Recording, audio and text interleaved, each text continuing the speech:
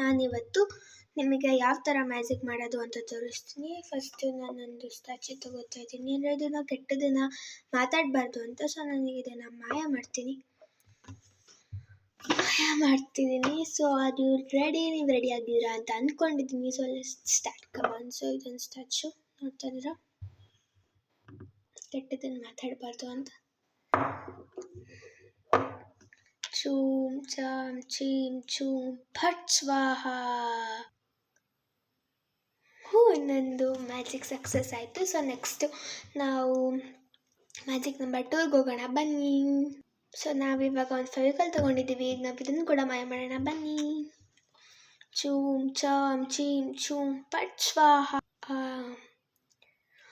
ಮಾಯ ಆಯಿತು. ಸೊ ನಿಮ್ಗೆ ಅನಿಸುತ್ತೆ ನಂದು ಮ್ಯಾಜಿಕ್ ಸಕ್ಸಸ್ ಆಯಿತು ಅಂತ. ನಿಮಗೆ ಈ ಮ್ಯಾಜಿಕ್ ಇಷ್ಟ ಆಗಿದ್ರೆ ಲೈಕ್, ಶೇರ್ ಮತ್ತು ಸಬ್ಸ್ಕ್ರೈಬ್ ಮಾಡಿ. ಬಾಯ್ ಬಾಯ್.